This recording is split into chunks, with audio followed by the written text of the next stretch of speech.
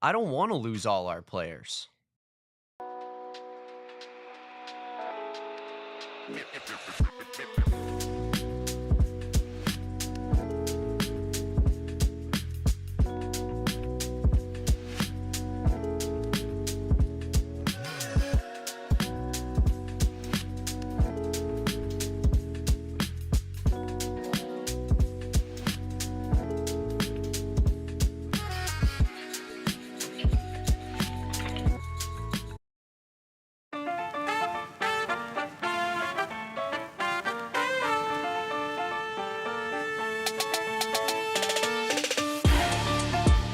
Welcome on in, guys, to the PHNX Dbacks podcast. That one takes some getting used to, Kevin, and ski you to all of those that celebrate. Happy Monday. Welcome on in to the PHNX Dbacks show. As I already said, I am Damon Farrell. He is Kevin Thomas, my main man, hitting the ones and twos. And we are ready to talk some Arizona Diamondbacks baseball for you guys on a Monday. Hope everybody's doing great. Of course, this show is presented by our friends at Bet365 and Game Time. Download the Bet365 app today. Use code PHNX365 and also sign up and get $20 off your first purchase on Game Time with code PHNX. Two great apps that we are huge fans of over here. We're going to get into some Bet365 odds when it comes to tonight's MLB Home Run Derby. Your thoughts on the Home Run Derby? Our anger regarding Eugenio Suarez and his MIA, his missing in action no-show, I guess you could call it, at the MLB All-Star. Yeah, snub is a great way of putting it, Kevin. But shout out to everybody for being here in the chat already. Please like this video, subscribe to the channel if you haven't done so so far. Pumped up to be here on a Monday and fired up about the weekend. Kevin, I don't know, you seeing the hat I'm wearing right now? Oh, brother, I was going to cut you off. Gold? I was going to cut you off and say, you know, the D-backs might be hurting your heart a lot recently, but I noticed you're wearing a hat that I think really boosted your spirits. Can you tell us a little bit about that decision that went into your mind this morning? Well, Kevin, yesterday I woke up, you know, a guy coming off of a losing streak for his MLB franchise, a guy, you know, waking up to a Bob Nightengale report that Zach Gallen, Merrill Kelly, Josh Naylor, and Eugenio Suarez will be made available. This morning, though, Kevin, I woke up a world champion. I woke up a world champion. Campeones del Mundo, Kevin. I just, yeah, it's just special. Special. Chelsea FC, man. All we do is win. All we do is find ways to win. Most bipolar club in the world. We either suck or we're the best. There's no in between. And it means everything. But yeah, that did boost my spirits, Kevin. I absolutely needed that because it's been a rough go of it, to be completely honest. You know, all my teams stink. The D-backs are wildly disappointing, as everyone in this chat is aware of.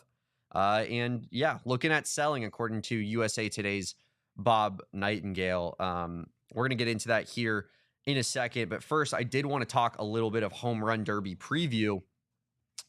Kevin, how do we feel about the Home Run Derby in general? What is your overall, you know, likingness when it comes to the Home Run Derby? Do you watch it? Do you skip it? Like, what's the typical annual Kevin vibe around the Home Run Derby? The Home Run Derby is fun, man. I enjoy watching it, especially if there's some.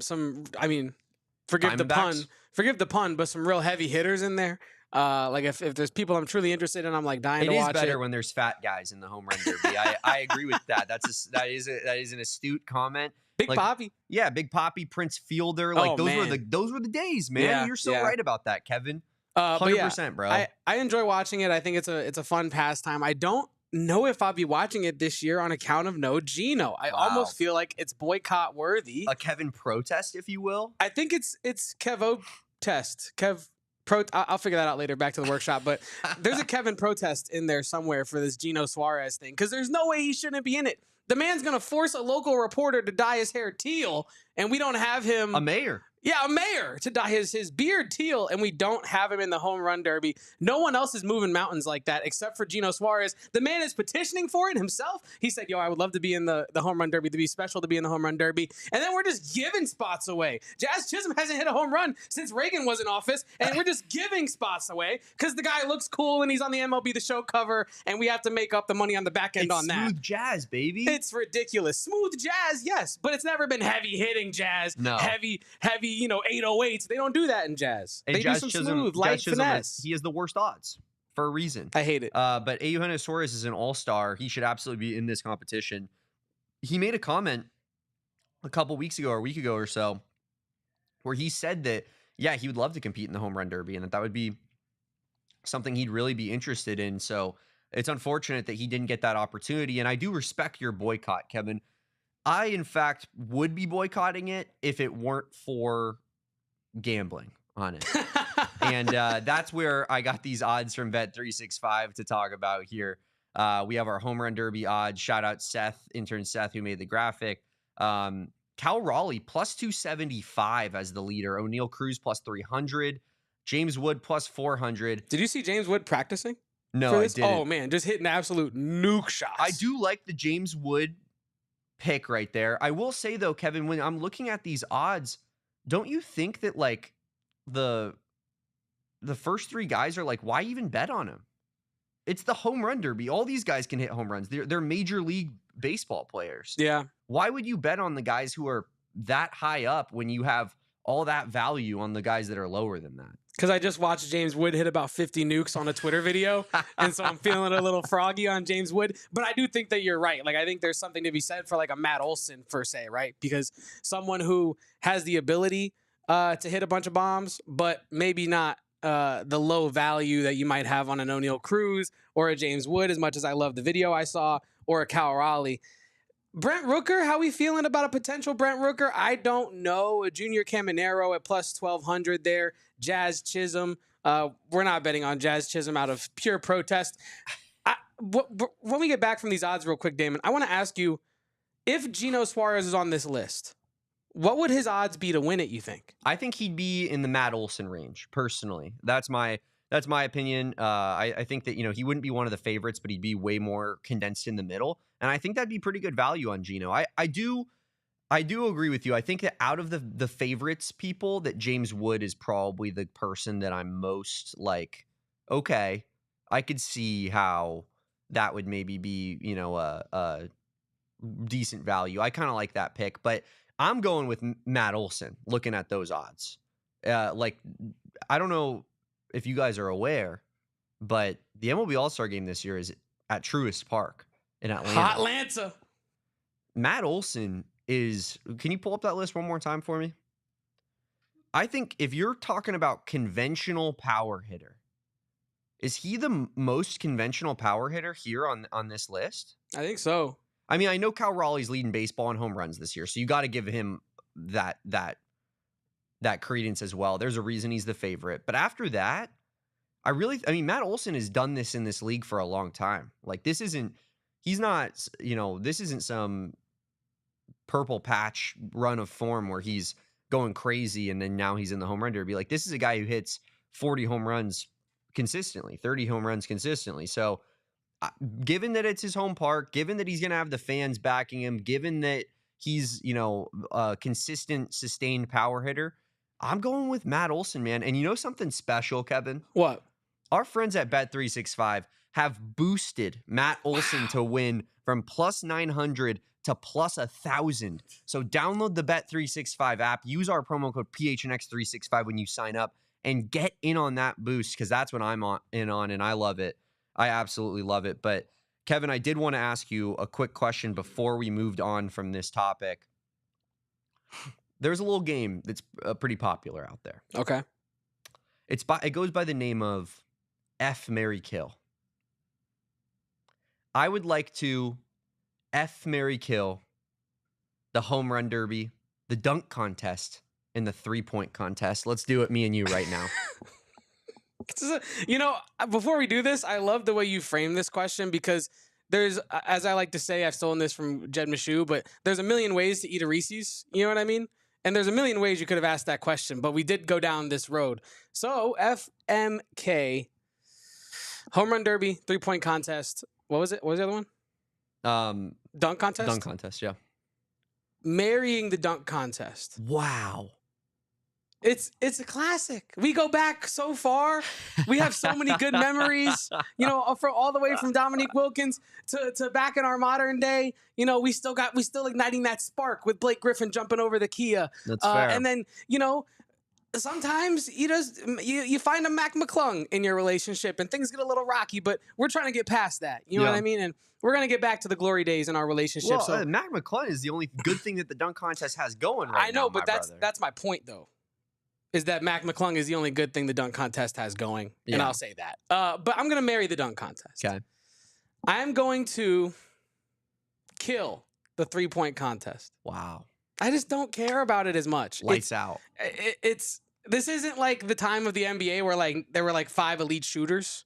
We got a bunch of elite shooters now. Yeah. And I think it's fun when you bring in a Steph Curry versus Sabrina Ionescu situation. That's fun. That's innovative. That was fun, yeah. Yeah, but I think in general, until they reimagine it in a way that consistently captivates me, we're killing the 3-point contest. And that means that we're having a little bit of a fling with the Home Run Derby because, like I said earlier, once in a while, the Home Run Derby just steps out in an outfit and you're like, sheesh, that's a nice lineup you got going on.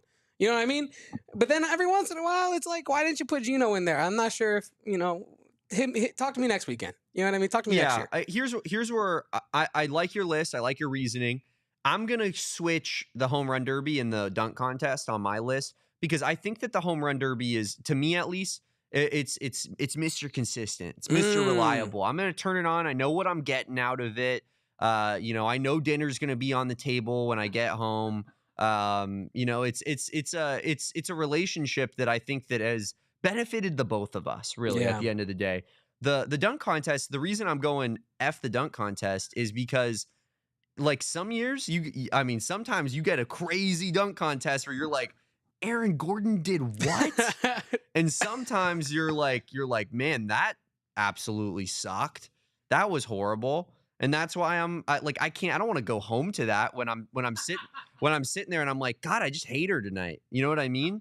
So that's kind of why I'm gonna switch out on those ones. Was there a different all-star game skills competition that I missed that I should have done instead? Because I was thinking NHL, and I know they do their fastest shot stuff, but they're still figuring it out. It's really not that. Yeah, it's really not that crazy. The Pro Bowl stuff obviously sucks. Everyone knows the Pro Bowl is the worst.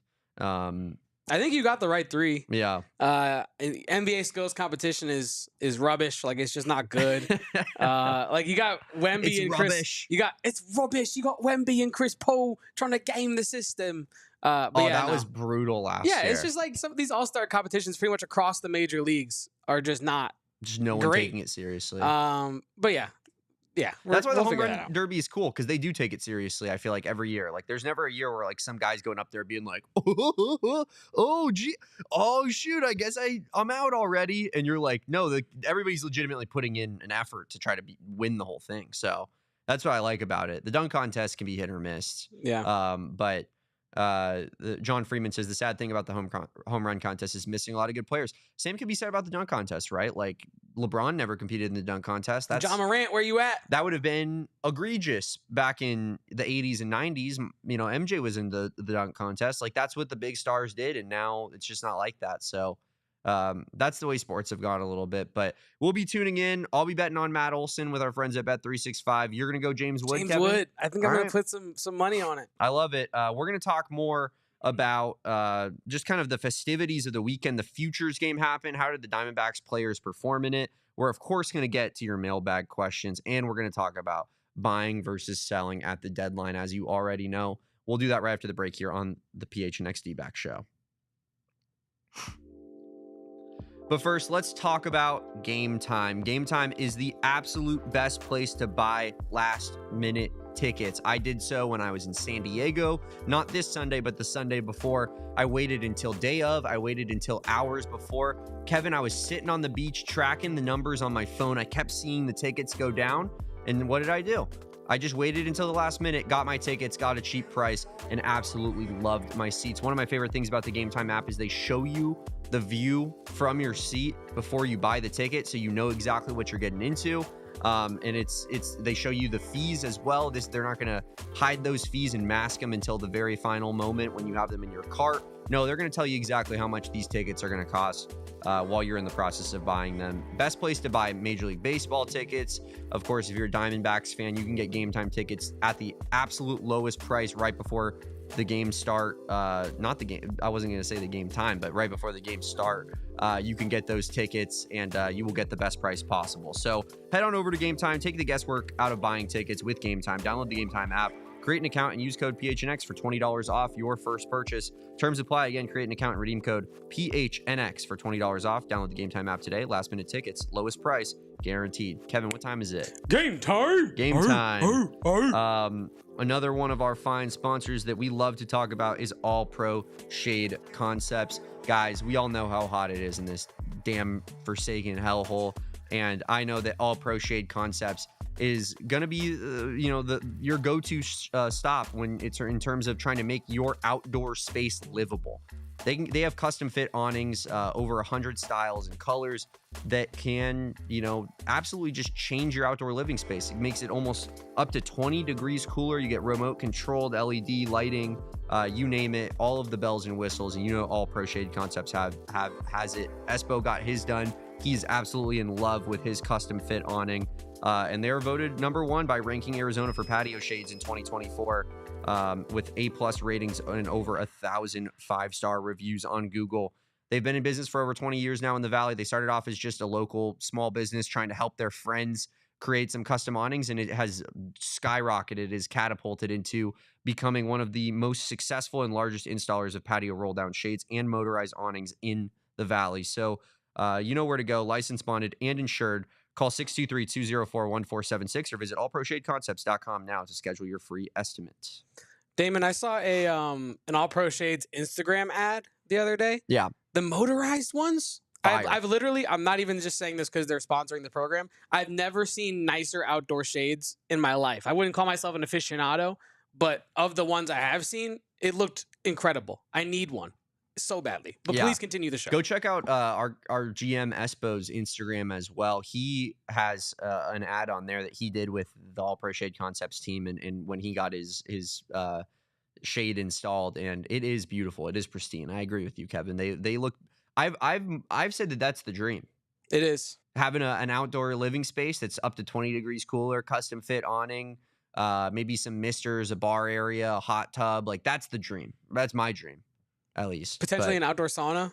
Oh, brother, now you're talking. Now you are absolutely preaching to the choir. Another thing that might be preaching to the choir for some people who have been banging the table for it. Bob Nightengale reported that the Arizona Diamondbacks will be making available Josh Naylor and Eugenio Suarez, as well as pitchers Zach Gallen and Merrill Kelly. Now, when we had Jesse Friedman on the show last Friday for postgame, he mentioned that Ken Rosenthal had a report where it was made clear that that the Diamondbacks don't want to trade both Zach Gallen and Merrill Kelly. I think that probably holds true because they just don't have the minor league pitching depth in this organization. And Jesse made the point of like, how much are you trying to win if you're trading one of those guys, which is fair. Like maybe you should try to lose, but this team can't just put out there a AA caliber pitcher for a half of a season and ride with it. So I expect one of those guys to be gone. I expect one of them to stay. And then you have Josh Naylor and Eugenio Suarez, who both you can offer qualifying offers to. If you do offer qualifying offers to them and then they sign with another team, you get that competitive balance pick that you saw the Diamondbacks utilize yesterday when they selected Patrick Forbes out of Louisville for the Christian Walker pick. But yeah, I mean, I think that this is a situation where the Diamondbacks are clearly in the thick of things in the wild card race. I should have gotten us a standings update here going into this show, and that's my mistake. But when you're looking at the wild card standings as currently constituted in the National League, the Diamondbacks sit in 7th place in the National League. They're just ahead of the Marlins. They're ahead of the Braves, but they're behind the Reds, the Cardinals, the Giants, the Padres, the Mets, and the Brewers. There's 3 wild card spots, but they're not. If you erased all 3 of the teams that are currently in it and added 3 more, the Diamondbacks still would not be in the playoffs. They're currently 5.5 games out of the wild card. And at what point do you put your hands up and say that building towards 2026 and building towards 2027 is the best place for this team to have a chance of actually winning something? because it just hasn't worked out in 2025. And it should have, and you have a lot of really talented players, but it just hasn't gone your way in terms of losing a lot of close games, having a horrific bullpen, and having just a million injuries from top to bottom on this roster. The Dbacks sit at 47-50. They salvage a game against the Angels in the last game of that series by winning 5-1. It was a good win. Merrill Kelly goes out there. He does his job. That's exactly what you expect out of Merrill Kelly. Kevin Ginkel is back. I will say that that's the one thing we can hang our hat on from a bullpen standpoint is Kevin Ginkel he actually looks decent, and he's gotten his ERA, Kevin, down to 8.18, dude. That's huge. No longer Kevin Stinkle. He's back to being the Kinkle. Yeah, 8.18 is that's if you have an ERA under 8.5, you don't stink anymore. Well, in the D-backs bullpen. Maybe not as stinky. There's still a bit of a stench, but we're grading on a curve in Arizona. But it was a good win yesterday.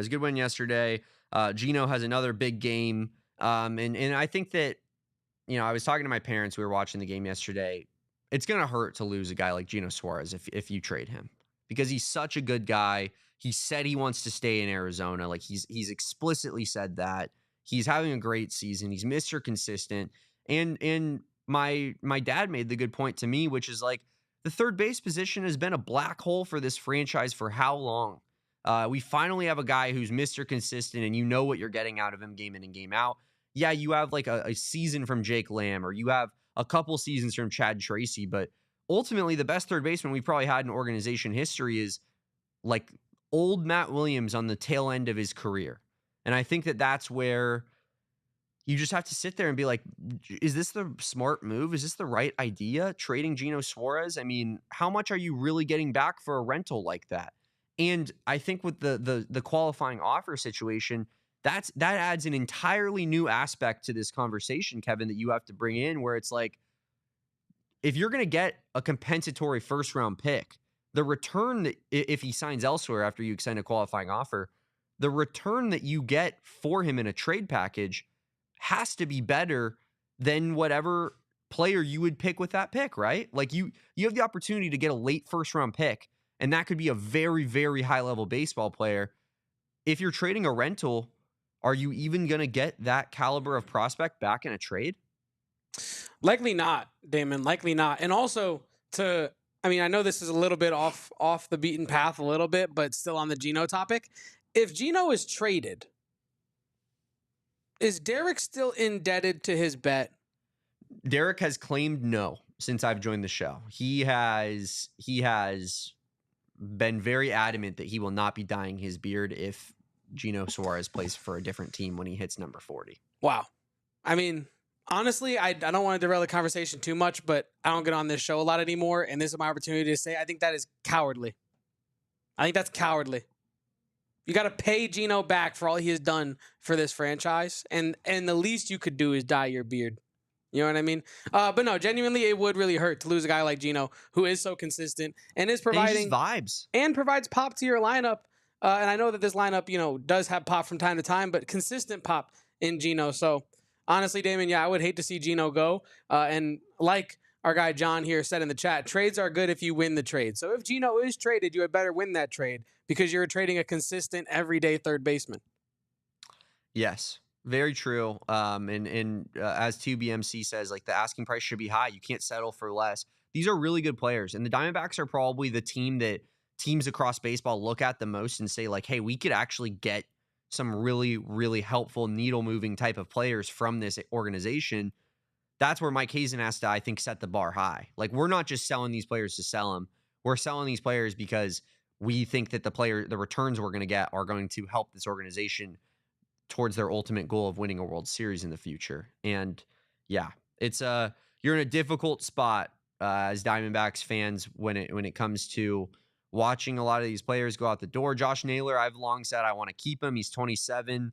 I think that that's a guy that you build around and make as part of your nucleus rather than a guy that you sell off. But another situation, if you could get a return that's better than that qualifying offer that you could extend the guy, a compensatory pick you'd receive for that, then maybe you should sell him. If there's someone that you truly believe in out on the market.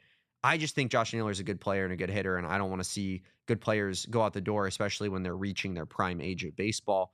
Someone made the comment the other night which was valid as well. Because I've been pumping up, like, I want Josh Naylor to be kept, that Josh Naylor just doesn't hit enough home runs as a first baseman. I think that's a fair point. You got to supplement that power in a different spot, because while he can get you 30 home runs, he's probably more of a 25 guy. And that's really not needle moving from a first baseman standpoint. Like, Josh Naylor is pretty clearly a better hitter than Christian Walker, but he's not a better power hitter than Christian Walker. And you do need that element from your first baseman. That's where I think the Josh Naylor pairing works so well, because at third base, you have a guy who hits home runs like almost any other third baseman in baseball. So that's why I really like that combo. And it sucks that you might see one, if not both of those guys go out the door. But Killer Rex says that Derek is a coward. I think that's fair. Derek did quit on this baseball team. So totally understood.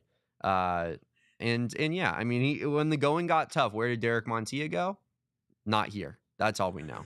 And no, he's in the homeland. He's in Puerto Rico, taking in the island. He'll be back on Thursday, taking off the All-Star break kind of time for Derek. But yeah, we're rocking it down in the meantime. John Freeman says Josh and Gino, you'd like to see them stay. I think there's a lot of people that don't want to see these guys walk out the door. I know that I've been holding on until the last moment. Like, it hasn't been until recently on this, like, losing to the Angels, losing to the Royals, getting swept by the Marlins, that I've been like, maybe we should sell. Because before that, I was pounding the table. Like, we need relief pitchers.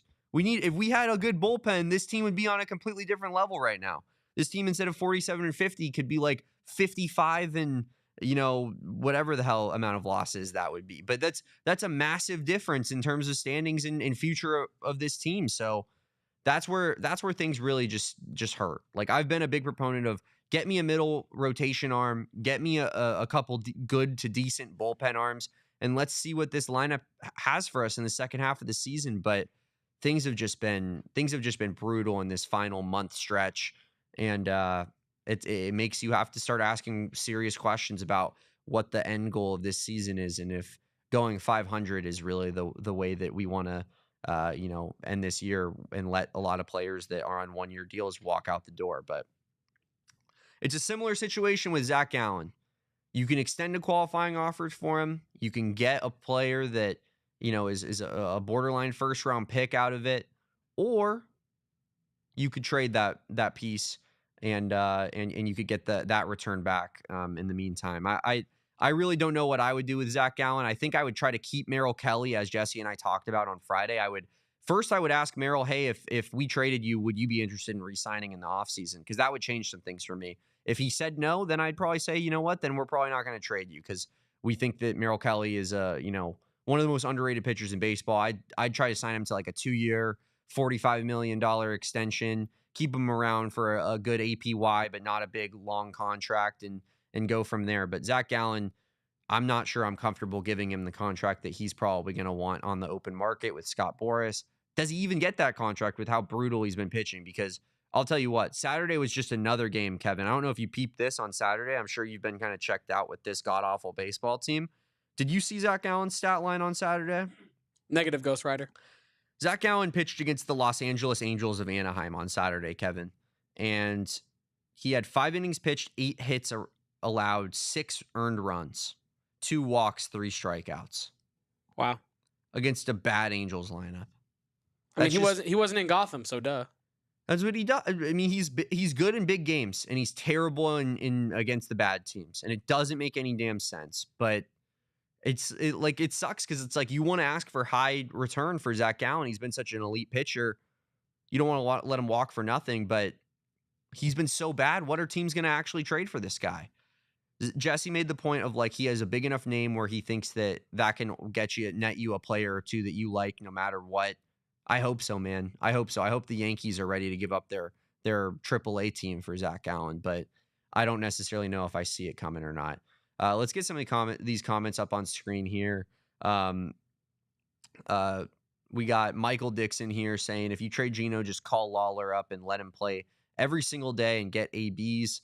I think that's what you have to do if you trade Gino. Like, we're not about winning. If we're trading these players, we're not about winning the rest of the way. We might not be about losing and tanking, because that doesn't necessarily do anything for you in baseball, but we're totally not about making playoffs. So it should be all Jordan Lawler. It should be all, Like I'm not saying that he needs to be starting every game, but like show me some Blaze Alexander, baby. Give me some more Alec Thomas. I know he plays all the time, but like call up ADC. Like that's what I'm looking at. If that's the move. And I think also, by the way, Randall Grichuk, I think that's the most obvious sell, right? Because he's a platoon player. He could help a team in their left-handed lineup if they really need a left-handed hitting DH. And by that I mean a guy who hits left-handed pitchers, not Randall Grichuk hits from the right side. But I think he's on a 1-year deal. Get Randall Grichuk to contender. Probably not getting back much for him, but you got a lot of players that a lot of teams would want a piece of, and it's unfortunate. It's unfortunate that we find ourselves here after a season that we were so predetermined would be a special one and be one that would take us places with the bare minimum being the postseason. But we're going to talk more about the MLB Futures Game, and we got Mailbag to get into. We'll do that right after the break here on the PHNX Dbacks show. You already heard me talk about it. Bet365. It's the best place to do your online gambling when it comes to sports betting. They have over 90 million users worldwide. They're huge overseas, Kevin. I don't know if you knew that. They've more recently become a big thing in America, but like Bet365 in England has been a thing forever. I don't know if you ever turned on like an English UFC stream back in the day. The dogs. Plastered all over Bet365. Over 780,000 events to bet on each year. Early payout offers across NBA, NHL, MLB, you name it, soccer, that are just the absolute best. And Bet365 pioneered the live in-game betting scene. So if you're watching the Home Run Derby tonight, I don't think there will be live in-game betting on that, but get your pre-game betting in on that. We already brought up the odds, told you our picks for the contest. Hit up that boost, that Matt Olson boost that I'm in on. It's just it's a great bet that you're not going to find anywhere else. And they got the MLB early payout offer, as I already talked about. If your team goes up 5 runs ahead, you get the instant payout, straight bets. You don't have to worry about if there's a miraculous comeback win. And with our Diamondbacks this season, you would absolutely love to have that early payout be an option for you, because the Dbacks could easily go up 5 runs and then give it all back from their bullpen. So breaking news from Bet365, new customers can get $150 in bonus bets when you bet $5. Win or lose, sign up, use code PHNX365. Deposit $10 and place a bet of $5 or more and get $150 in bonus bets if your bet wins or loses. Bonus bets can be used on the spread, totals, player props, futures, and more, whatever the moment. It's never ordinary. At Bet365, must be 21 plus and physically located in Arizona. If you or someone you know has a gambling problem and wants help, call 1-800-NEXT-STEP, text NEXT STEP, or 53342, or visit problemgambling.az.gov. Love Bet365. Also love Circle K, a staple of the Valley, a staple of the great state of Arizona. I was at a Circle K in the great city of Tucson yesterday, Kevin, as I was driving back up from spending some time back in the house that Damon built. But, Circle Ks, they're all over Tucson. They're all over Phoenix. They're all over Arizona. They're all over the world. We were in Frisco, Texas, and they had Circle Ks. And you know that it's America's thirst stop. Join the Inner Circle for free. It's the free membership program that's going to save you 25 cents per gallon on your first 5 fill-ups at the gas tank. It's so simple to sign up. You plug in a phone number and you pick a password, and it really is that easy. Then you save 3 cents off per gallon every time you fill up after that. They got all sorts of meal deals, all sorts of drink deals with the Inner Circle. And if you're not signed up for the Inner Circle, you absolutely hate free money. Join the Inner Circle for free by downloading the Circle K app today. Terms and conditions apply. At participating locations, visit circlek.com for details. Kevin, 2 times in a row I've gone to Tucson, gassed up at Circle K because gas in Tucson is naturally cheaper than it is in Phoenix, as everything is. And what do I see when the second time in a row when I'm putting the pump back into its spot, back into its holster? Hey, it's Derek Montilla from the PHNX Dbacks show.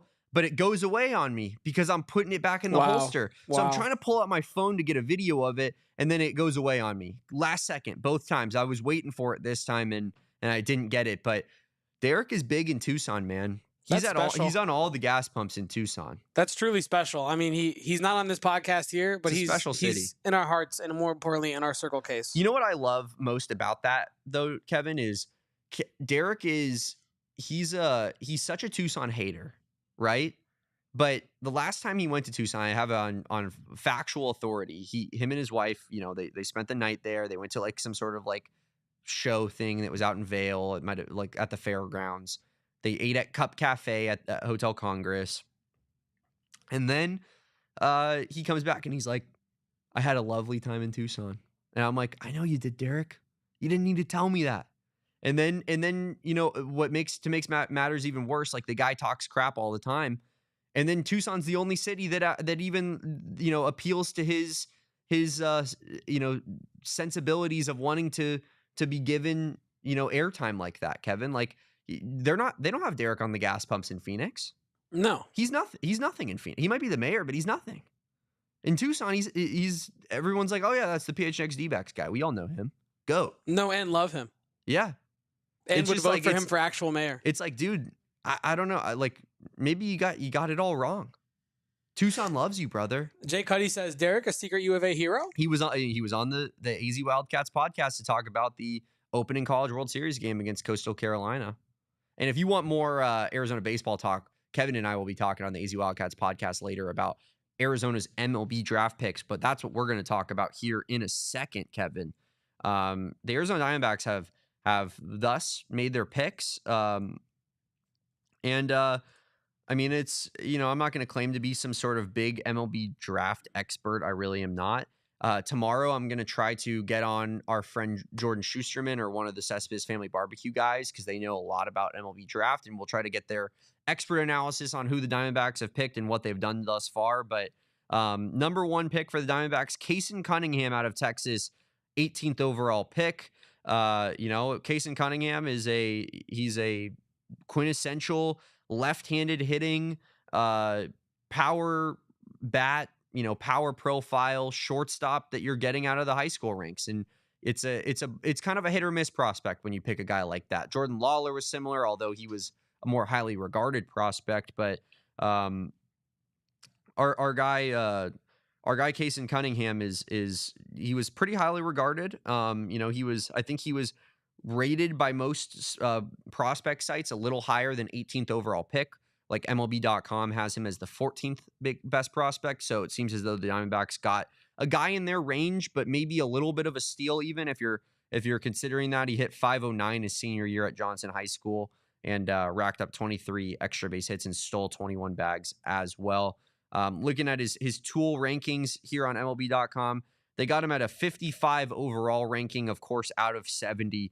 Or out of 80, I should say. 60 hit tool, 45 power tool, 60 run tool, 55 arm tool, 50 field tool for a 55 overall ranking.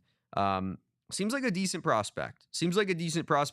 High floor, or maybe not high floor guy, maybe a high ceiling guy. But Mike Hazen likes to hit on these left-handed hitting, position players. That tends to be where he goes in the early portions of this draft.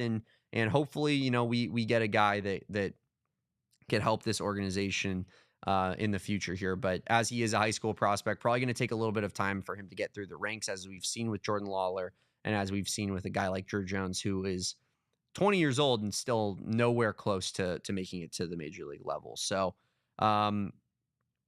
seems like we got a good player here. High contact, low strikeout hitter, great barrel control, according to MLB.com. Not a super physically imposing guy, but the Diamondbacks don't care about that. They care about how much pop you have in your swing, as we've seen with like a Corbin Carroll, who is, Mighty Mouse, if you will. So, you're right, Max, or no, I'm not Max, Perfect Remedy.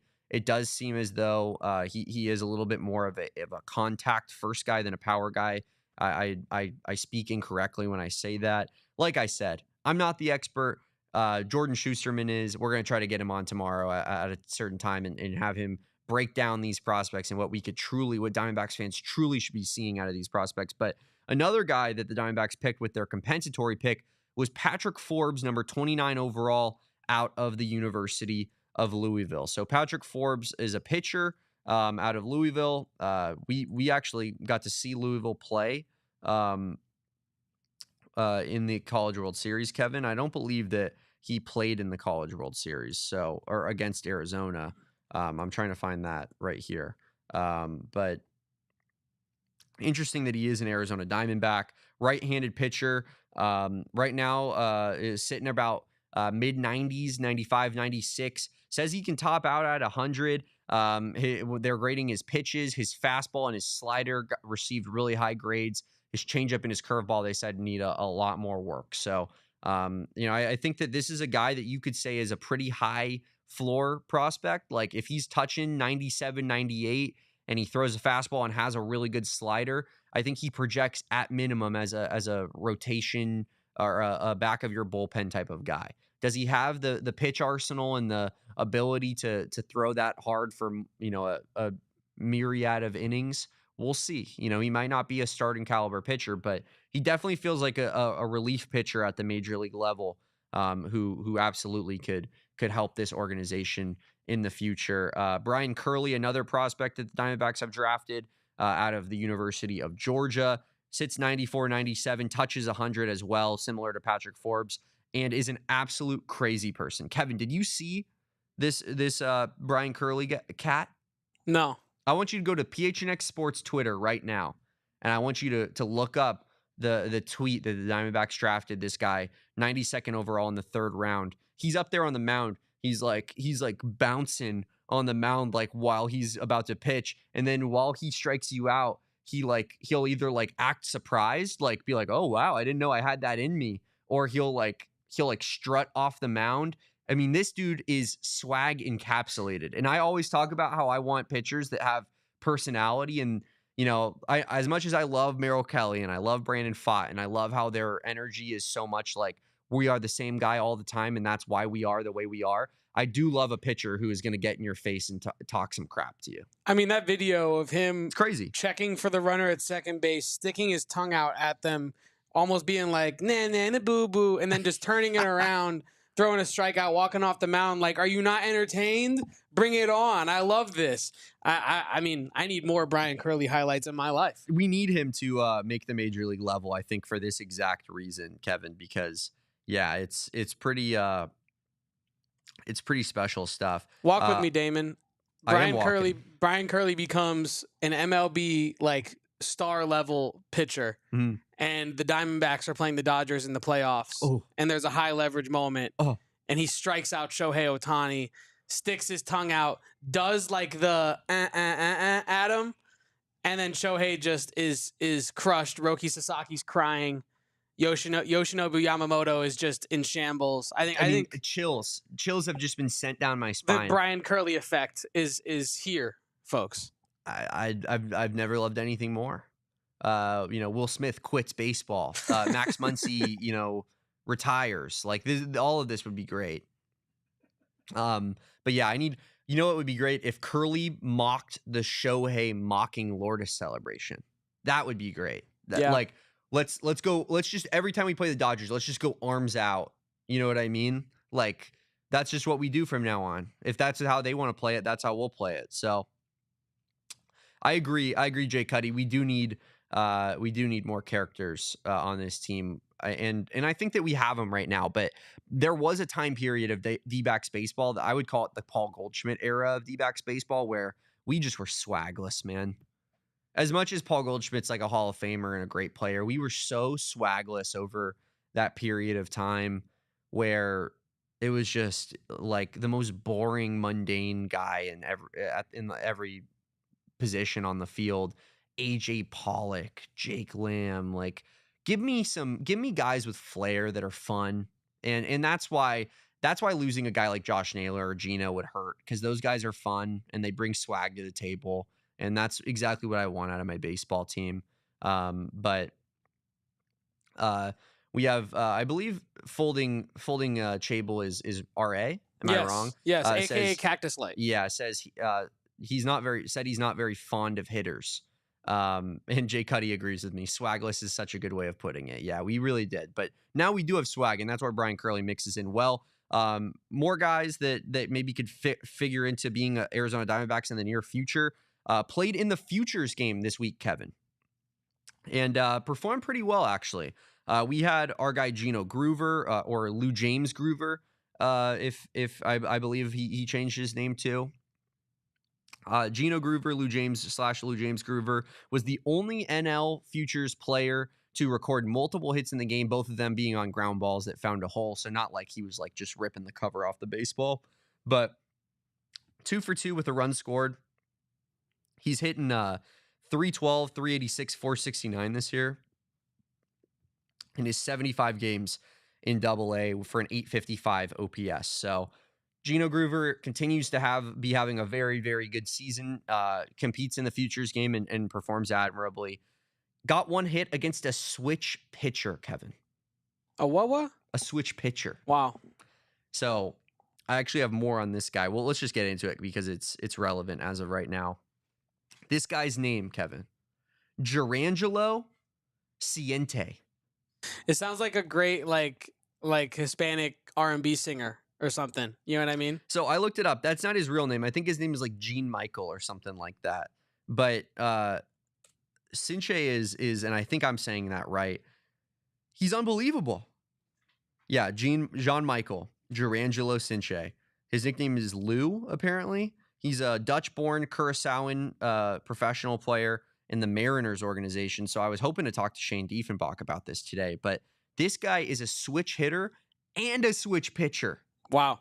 I mean, but he pitches from both sides at like a high level, and he figures to be a pitcher in the major leagues. I think they say he's better from the right side, so he might have to develop that left-sided pitching a little bit more. But it was I was watching the highlights of this game, Kevin. He's throwing righty. He strikes a guy out in 98, and they go, and here he has his ambidextrous glove. He's going to switch sides on the mound and go from the left side here. And it was like, excuse me? He's going to what? That's incredible. It's nuts, dude. Baseball, like sports just continue to get weirder and weirder with stuff like this, right? Like people win on the margins, and like as sports get more popular and across time, and now you have like freaks like this who are just going to go out there and Fernando makes an unbelievable point. He gets Tommy John surgery in an elbow. He'll just pitch with the other elbow. And until he recovers the other one, and then he'll do the same for next Tommy John surgery. That's wild, dude. That is absolutely wild. I had to talk about that guy because my jaw was on the floor watching him. But we also have Slade Caldwell, who suited up for the Diamondbacks in the Futures game. Went 0 for 1 with a strikeout. He's been struggling since he got called up to the Hillsboro Hops in High A, hitting 191 in 26 games. So it hasn't exactly been a great run of form for Slade Caldwell. But he had a 914 OPS in Visalia when he was playing for the Rawhide. So a lot to work with there. Of course, he was the first-round pick for the Diamondbacks last season in 2024 at 29th overall. And a lot of high hopes for the Virginia product, left-handed hitting short outfielder. I know that you stop me if you've heard this before. Mike Hazen picked another one. But Slade Caldwell's big moment of the game came in, I think, the middle innings when a line drive got hit into center field, and he made a spectacular catch. There are times in baseball where you see a guy dive, especially when they're diving forward, I feel like, where it doesn't necessarily feel like they need to dive. It's more just like it was more comfortable for them to catch it while diving because you're leaning forward so much. It just makes more sense. This was legitimately like he jumped, leaped forward, and made like a saving catch. Unbelievable catch from Slade Caldwell.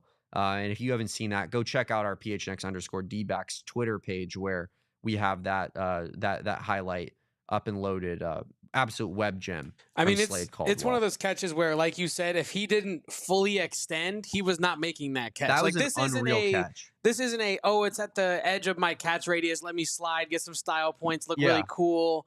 Like, I know I could do this. This is like he's actually taking a genuine chance. He can't get to that ball. Yeah, that's like an inside the parker unless he completely lays out for that. And to your point, he dives out there and it hits him right in the palm, and inning over. What a play. Yeah, absolutely. RA says awesome diving catch in the Futures game. 100%. That was a spectacular catch. Kevin, after the show, you have to listen to the audio too. In the audio, they're miking up the first baseman at the time that he catches it. And the dude, you get the dude's live reaction. He goes like, "Oh my God, what a grab!" he's like beside himself. He can't believe it. That is great, and it's just great stuff. But one last thing before we stop talking about the Futures game. Josue De Paula. Mm. Isn't that a beast name? Lots of good names on this show today. Josue De Paula sounds like a future MLB star. And unfortunately, he will be because he plays for the Los Angeles Dodgers. Boo. And he hit a 3-run bomb in Gross. this game. Probably player of the game. And as he was about to hit it, they were like, he has the best approach in the minor leagues of any hitter. And I was like, oh, that's good. I'm glad. Awesome. I can't wait for them to either trade him for a superstar or he becomes a superstar himself, because there's only 2 options there. Of course, I like, you imagine my shock, Kevin, after I'm like, who does this guy play for after he hits the bomb? And it's like, he plays for the Dodgers. And I was like, great. That's awesome. Just Love it. instantly The sick best. to your stomach. Yes, 100%. They just do it over and over again. So that's your prospect update. That's your MLB draft update. As I said, we're going to try to get on Jordan Schusterman of Cespedes Family Barbecue tomorrow, or some other form of draft expert, so we can get a pure analysis breakdown of what the Diamondbacks will be getting in their players that they drafted, whether that be Patrick Forbes, whether that be our guy Kason Cunningham. We will see on that one. But you know that we got to get to the mailbag still on a Mailbag Monday. We're going to do that right after the last break here on the PHNX Dbacks show. Everyone knows, and they've heard us talk about it a million times, Empire Today is the best place to get your flooring done. They have a professional install. It's a quick process. It's an easy process, and they are the flooring experts. This isn't a situation where you're going to some big box store and these guys are like, this is a way to make an ends meet. They were working at Rubio's, the week before, and they just quit to go get a new job. And, like, oh, yeah, I mean, I like this job. Oh, yeah, I could search through our online catalog and try to find what you're looking for. No, Empire Today has people that specialize in finding you flooring that is going to fit your home properly. Whether it's hardwood, carpet, tile, you name it. Empire Today is the experts in it. They have all sorts of options, hundreds, if not thousands of options to choose from, all types of color combos. And of course, they have the virtual floor designer where they'll come into your house, take a picture of your bedroom, living room, kitchen, whatever room it is, and show you exactly what that floor will look like in that room before you make a purchase that you end up regretting. So that's why Empire Today is the place that you're going to want to go to. It's the flooring experts in this country. And like I said, it's in this country. It's not just in Arizona. You can get this done nationally. So schedule a free and home estimate today, because some things are just better at home. PHNX listeners can receive a $350 discount when using code PHNX. Yes, you heard that right. $350 with code PHNX. Restrictions apply. Visit EmpireToday.com/PHNX for full details.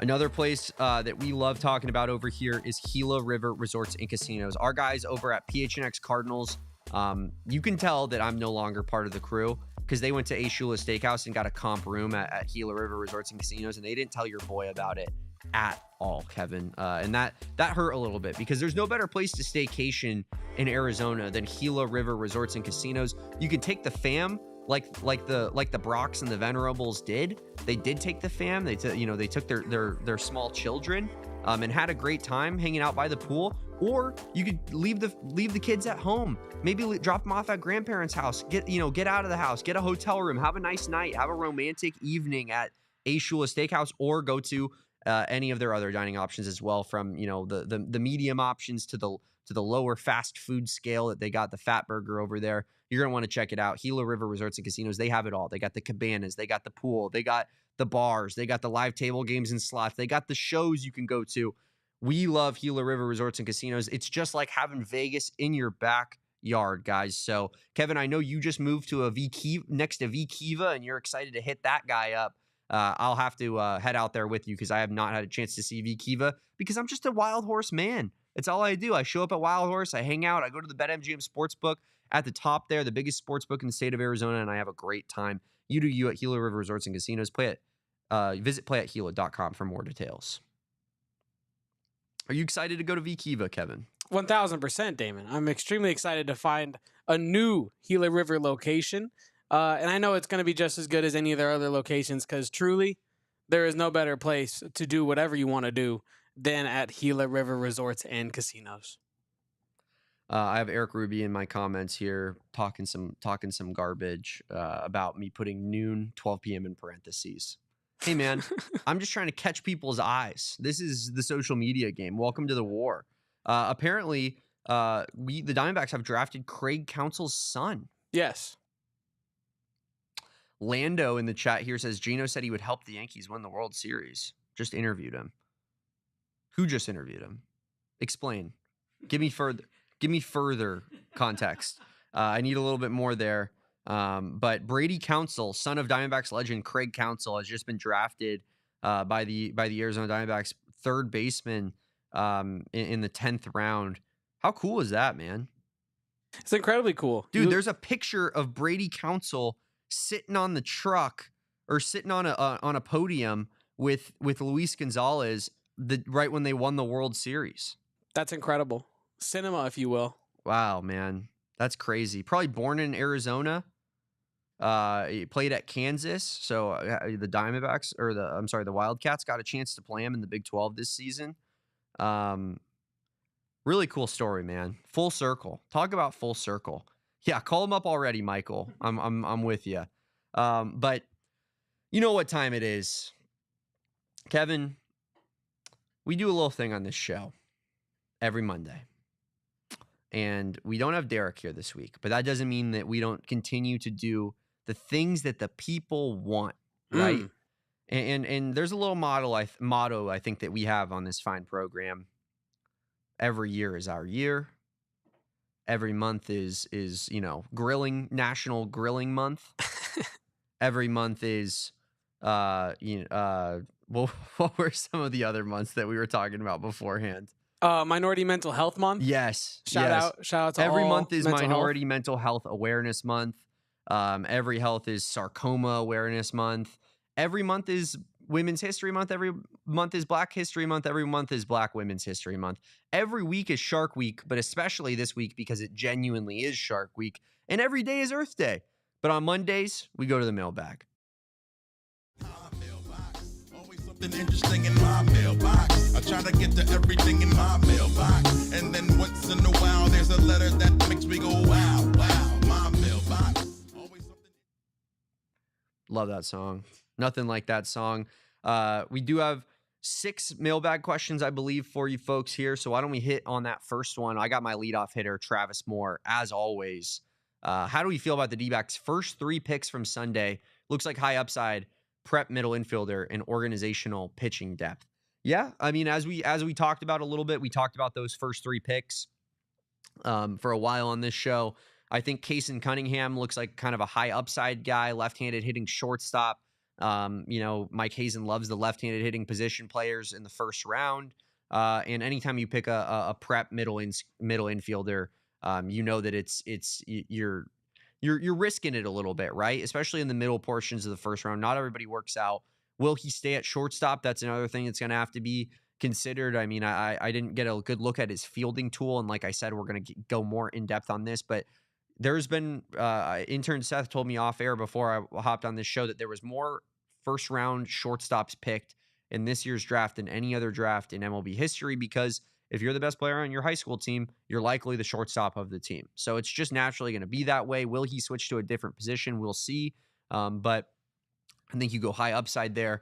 And then, yeah, as you say, organizational pitching depth, you bring in 2 college pitchers who have, they have at least 1 good secondary pitch. They throw mid to upper 90s. I think that at the very least, those guys project to be bullpen arms at the major league level. Maybe they're not starters. But anytime that you can draft a guy, out of the first round that's going to actually be on your major league roster, I think that's a hit in that regard. So Scott Mack says that Cunningham is Altuve short and that he's not actually 5'10". That's interesting. We'll have to monitor that. I mean, that's a big jump. I will say that that's a big jump. 5'10" to Altuve short that's about 5 inches of work that we're doing there. So maybe he's more like 5'8", but are you really concerned about 5'8"?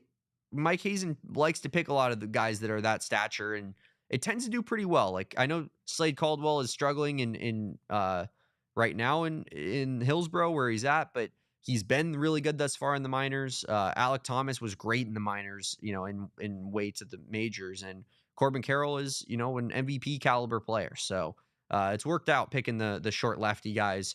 Hopefully it works out in this case as well. Let's go on to our next question here. We got Mike Wazowski.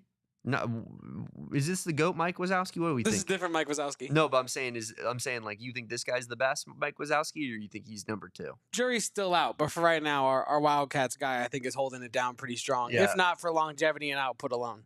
That dude's crazy. We got Mike Wazowski in here saying, who we calling up after Suarez, Naylor, and Gallen get dealt? Is Tommy John surgery just random, or is there an underlying cause for all these bad elbows? So to your first question, who are we calling up when Suarez, Naylor, and Gallen get dealt?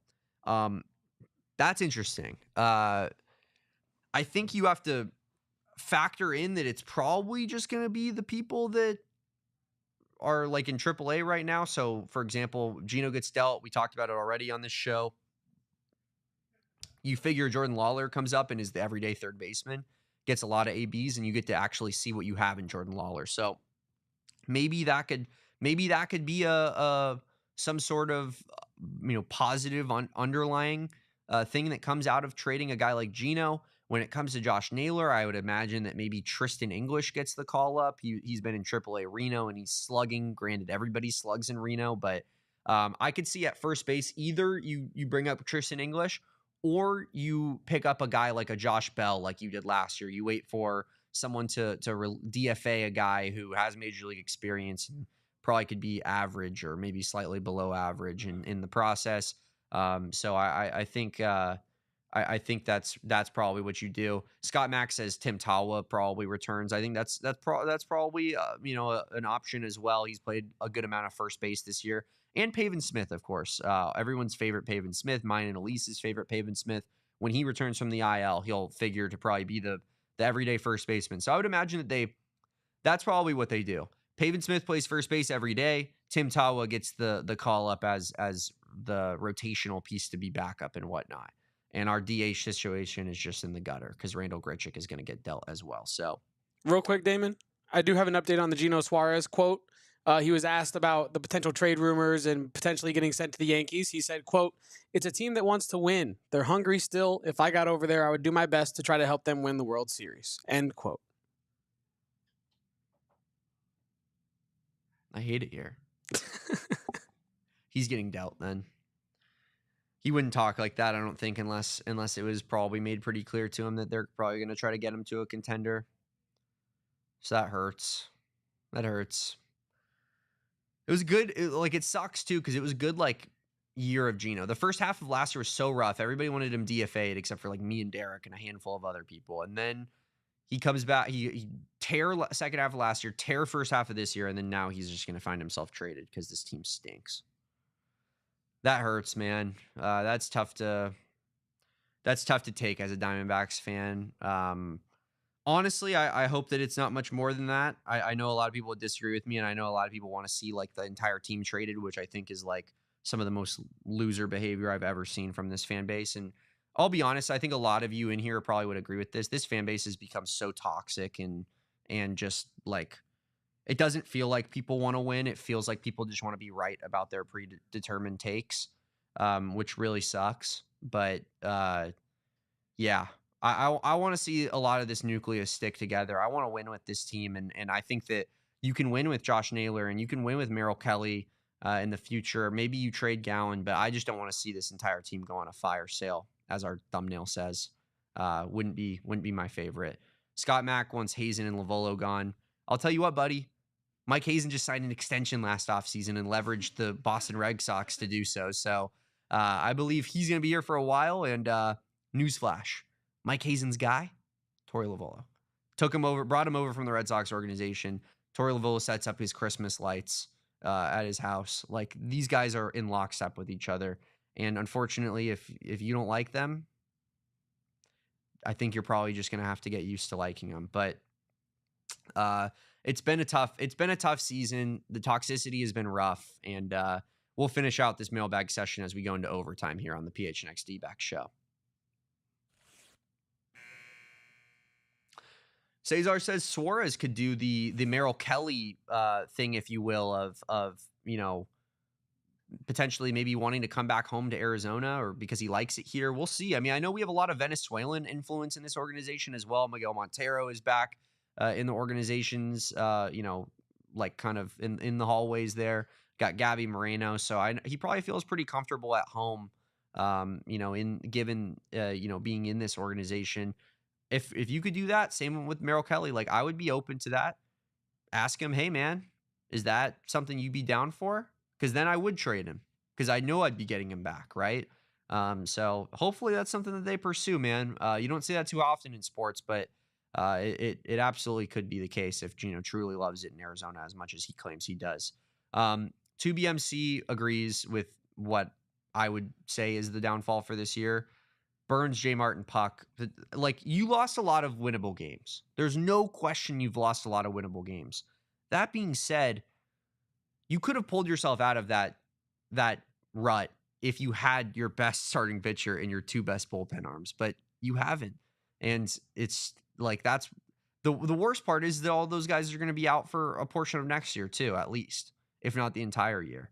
And I don't really know what Mike Hazen and Torey Lovullo are supposed to do about those injuries. I do think that there is criticism to be had about Mike Hazen when it comes to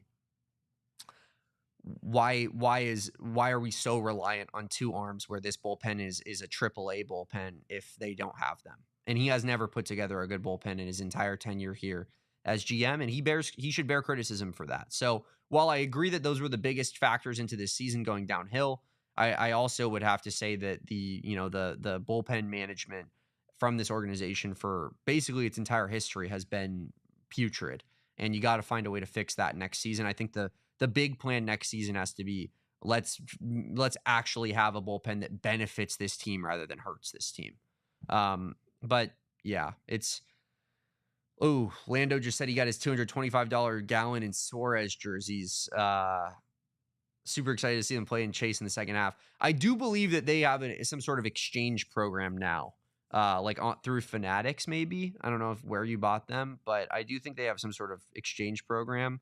So hopefully you can get your money back there if those trades do go through, because that would hurt. But yeah, I think we're stuck with Mike Hazen and Torey Lovullo, for lack of a better term, for as long as we're going to continue this process. Kevin, I forget which one we were on. I think Mailbag 3 is the question we're on. Russell asks, what would you trade Gino, Naylor, Gallen, or Merrill for, Damon? Very broad question. Very broad question. Actually, I think I forgot to answer the worst part of the second part of the second question, which was about what's causing the TJ injuries. Yeah, which I would say, like, genuinely no clue. And if I did know, I think the Diamondbacks would be paying me, right? Like, it's probably a mix. Brian Kaplan's thing was supposed to be that he keeps people healthy. It hasn't been the case. I don't know if it's his fault. I'm guessing it's more of a freak accident thing, but I would imagine that it's a mix of the management of their arms plus a mix of just being completely unlucky. But yeah, that's really a question for a much, much smarter individual than myself. The next question here, as we get to it, what would I trade these guys for? The 4 rumored players that were made available. As I said, man, Gino, Naylor, Gallen, all qualifying offer guys. I'm not sure if Merrill Kelly is or not. He might be. But those 3, as I've said, I'm not trading them unless the haul I get for them is better than what I would get from a compensatory draft selection. Whoever that may be. If you feel that the 2026 MLB Draft is deep and there's a good 40 players in it, then I need a really good prospect in return for one of those guys. Otherwise, I'm not making that trade. So I think that it's got to be almost a first round caliber talent that you're getting back. And I know that's weird because that's not really how baseball works. Like, it's not like the NBA or like the NFL in that regard. But I definitely think that you need to bring back high caliber prospects or extend those qualifying offers and let them walk elsewhere, or have them back on their 1-year deals, because that's not the end of the world either. But all those guys are good players. Zach Gallen, I think maybe you could get a little bit more than just that prospect for, because pitchers are at a premium and he might be the biggest name on the market. Merrill Kelly, I would need a lot for, because as I've said a million times, I'm trying to bring back Merrill Kelly this offseason. He's grown up in the Valley. He went to ASU. There's no reason that guy shouldn't be an Arizona Diamondback next season, in my opinion. He's nothing if not consistent. So I think you gotta trade those guys for high profile prospects, or else it's just not even worth it. Scott Mack says he wants a lockdown closer. Finnegan is not a lockdown closer. I'm going to nix that right now. That guy's not great. He's okay. He's about as mid as it gets, but that might be good for the most mid team in baseball, the Arizona Diamondbacks. The other guys on there, for sure, King Felix Bautista and David Bednar. Absolutely get either one of those guys in an Arizona Diamondbacks uniform, and I'm doing cartwheels. Maybe Duran. I think the Twins are better than the Diamondbacks. I just want Duran back, and that celebration or that walkout is the most electric thing in sports. Have you seen that, Kevin? They posted it went viral this week again. I think so. Yeah, I think I did see that. Unreal, dude. I can't. He used to be a Diamondback organization. I did actually. We traded him. I did actually know that. Isn't that just the perfect encapsulation of the Arizona Diamondbacks? You have a guy who's going to be the best closer in baseball potentially, and you trade him out the door, and now your bullpen is just awful forever. If he was here, he wouldn't be good though. That's the problem with that, No, totally, yeah. We can't Cursed. develop a bullpen arm like that. Absolutely cursed. Really are cursed. 2BMC says Ginkel and Thompson both slumped hard for a while and were expected to be solid. Graveman was expected to be half decent. Only Shelby exceeded expectations, and now Shelby's on the IL as well. I agree. I think Ginkel hopefully looks like he's pitching a little bit better, but Thompson really let you down. Ginkel really let you down this offseason. Graveman did as well. Backus looks good. I know we have high hopes for Backus, and he looks pretty good. I still think he got something there in Murillo, even though he's not Murillo, I should say, even though he's not the best. He has control issues, but you can't give up on a guy like that. And I want to bank on people that throw 100 rather than people that throw 92. But yeah, it's a tough spot here as Arizona Diamondbacks fans. Let's get into the next question here. Kevin, I believe mailbag 4. Piece of Yoshi asks, is there a tiny chance McCann gets moved as well with Zach Gallen? Here's what I'll say about that. You better hope not, because I think Derek Montilla is probably in Puerto Rico realizing how sweet life is not having to talk about the Arizona Diamondbacks every day. If you take his sweet, massive arm James McCann from him as well, I'm not sure he'll ever come back, Kevin. Massive muscles McCann? I don't think he'll ever come back. I mean, if you're on a beach thinking about McCann's massive muscles, then you find out that is in fact what Derek is thinking about at this exact moment. And then you find out that he's gone by the time you get off that beach, you might ship yourself back there as quickly as humanly possible. I honestly, I would blame Derek, but human to human, I would get it. Yeah, and he can just follow and cover whatever team James McCann goes to next. But Scott Mack is right in the comments here, and I know this created a lot of controversy on Dbacks Twitter in the last few days because you got a player's dad in the comments regarding a DFA Herrera tweet, and I it's a sticky situation. I know that there are some players that watch this program, because we talk about this team every day, and they're naturally going to want to listen to what people are saying about them. And you have to be careful, right? Like there's, we've made some mistakes in the past, maybe regarding a particular shortstop and how we acted when he was let go. But you want to be professional. You want to be respectful of these guys. It's their jobs. But at the end of the day, we're here to win baseball games. And Jose Herrera is not helping you win baseball games. Like he's not a good hitter. He's a sub 200 guy. He's not a good fielder. Apparently he calls a good game and the pitchers all like him. And I think all the players in the locker room like him. And he's out of options. So if you get rid of him, you have to release him and hope that he clears waivers, which he probably would get picked up by another team as a backup option, I would think. But I just can't see how you can keep him over James McCann, man. James McCann has probably, I don't want to say fixed because Zach Gallen sucked again this weekend, but he's been the best duo with Zach Gallen this year. He seems to be very liked by the pitching staff and the pitchers that are caught by him, and he's been contributing at the plate. He's better defensively than Herrera, and he's much better offensively thus far than Herrera is. And, as much as Jose Herrera has been a part of this team for a while, and this culture and this locker room and the power of friendship and Torey Lovullo and how much he believes in this guys is part of the reason that this team is locked in and why they don't give up and why they're good when they're, labeled as underdogs and whatnot. You do have to make some tough decisions. And in this case, I think, yes, that includes keeping James McCann and DFAing Jose Herrera. That's my take on the matter. And if you trade him with Zach Gallen, you might as well be trading the mayor, Derek Montilla, along with him. And you know, I think, you know, a lot of people are you know, with us when it comes to that. Yeah, I mean, you got a lot of comments up here in the chat. I don't want to call anybody out in particular. That's, you know, a topic for another conversation. But there has been a lot of, all I will say is that there's been a lot of negativity and a ton of toxicity towards this team, and it's been, you know, it's been rough as Diamondbacks fans that are, I think, you know, have a way more positive outlook. And I don't think that, Kevin, I think you can attest to this. I'm not the type of guy who's like Mr. Positivity when it comes to sports. I try to see it like it is. I tend to think of myself as a realist. Like, I'm going to celebrate the big moments and, you know, take the piss, if you will, and I'm going to, you know, like, be depressed in the bad moments. But it just, the season, the way that Diamondbacks fans have acted has just been so brutal. The season has been brutal, to be fair, and I understand that. But we could be respectful of people while also saying that, yes, James McCann gives his team a better chance of winning than Jose Herrera does as currently constituted, and therefore he should be on the roster over Jose Herrera moving forward.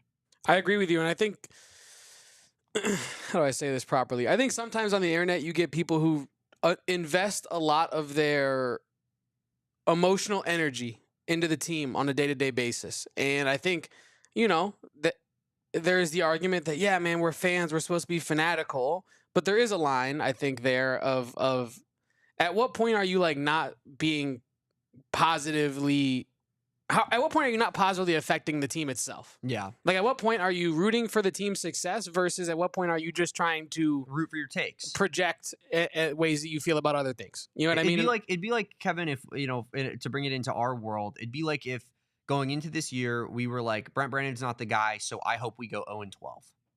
Yeah. That's not how you act as fans. That's just you wanting to be correct when things go poorly, so that you could tweet about it and everybody will tell you how smart you are and all this stuff. It's like, I want my team to win, man. Yeah. And I'll worry about the, you know, who's not helping us win and what we can do to make that better as we go, right? Like, that's why I just said I'm defanging Jose Herrera if I'm Mike Hazen, right? Yeah. Like, I'm not sugarcoating it. It's just that there's a difference between doing that and being like, Jose Herrera's a bum, get him off this team, sucker. And you're like, this guy's been on the team for 3 seasons. Like, he's a good dude. I don't know. And like, to the people in the chat that are saying like facts don't care about feelings, that is correct. Like, there is a way to do the facts don't care about feelings take on social media without like being actively mean about it. You know what I mean? I think you can just present the facts and let them speak for themselves. And if people want to get in their feelings about it, then you can have that conversation then.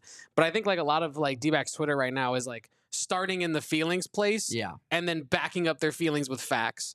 And I'm not saying that anyone in our chat is doing this, but like we're kind of speaking about the broader, more popular social media posts that are starting to go viral around. Well, I mean, I think Twitter, that we do have a lot of people that share those sensibilities in this chat often. I mean, obviously you see all the fire Tory stuff. Scott Mack not happy with Tory or Hazen, but he's, you know, he's a respectful member of this chat. He's allowed to have his own opinion, and totally understandable. Like, I mean, I've always admitted I'm a Tory Hazen stan. I love both those guys. I think they are the right guys for this organization.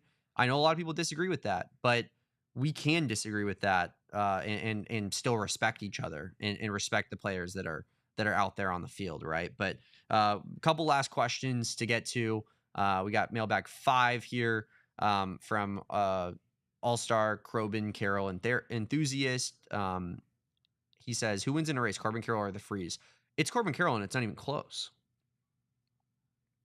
Right? I mean, yeah, unless we're talking about like the actual cartoon character, the Freeze. But like, sliding on ice? The human Freeze. Oh, no, that's Frozone.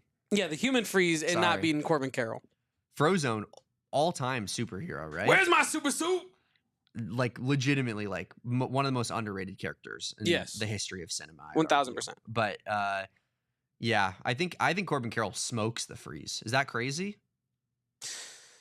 Probably Freeze not. Has lost a step, bro. I mean, the real question is Corbin how serious. 23. How serious is Corbin Carroll taking this? You know, like this is probably an all-star weekend event. He doesn't want to pull a hammy. Is he going to go like 75, 80%? No, or is he going to go? We're assuming he's going 100. Then he smokes him. Yes, I think so.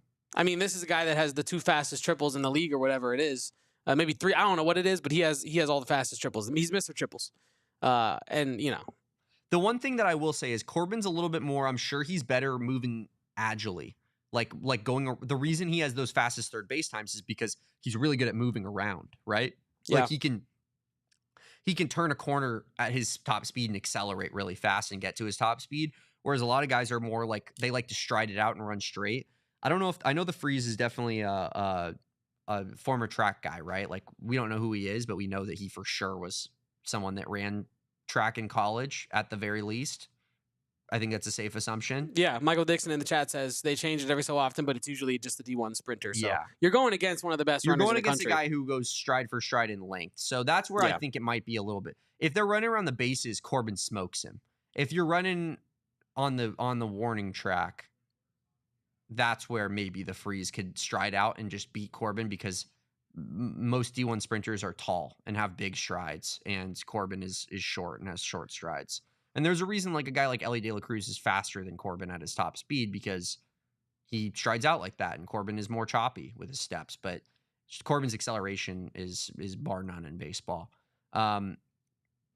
Scott Mack said there's no more creating chaos on the base pass. It does feel that way. I do really think that one thing that this team has really lost sight of is 2023, the way that they played baseball, in terms of creating chaos on the base pass, situational hitting, moving guys over, bunting, sac flies, all that stuff. They don't do that anymore. They hit way more home runs, which is good, and they needed that after 2023, because part of the reason that they lost the World Series is because they didn't have the power bats in their lineup that could change games like Corey Seager and Adolis Garcia did in that series. But you fix that by bringing in a guy like Gino, and then you lost all of your identity before that. And that's the part that stinks. You need to find that identity again, because that's just the gritty kind of underdog mentality that is going to make this organization successful. But we got one more mailbag question. Let's get to it. Eugenio Suarez is not in the home run derby. Do we ride at dawn? Cesar says it. Cesar is here in the chat. Glad he made it for his question. And brother, you already know we're riding at dawn. And I'm bringing my snake with me.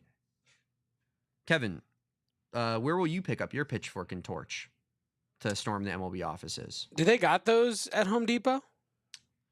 Lowe's, maybe? Yeah. I'll probably pick one of those up at Lowe's. Sure. Might make one out of just the pure hatred that I have for the fact that it's happening in itself. I might just manifest it out of thin air. Ooh, you never know. It'd be fire if we got a bunch of jazz instruments and like lit them on fire. Would that be dope? They'd probably make some pretty cool music. Just like the heat expanding the metal, and like you'd hear douse like a saxophone in kerosene and just like light the match and be like, that's how we feel about jazz. Yeah, no, maybe just like take some vinyls and burn the vinyls or something.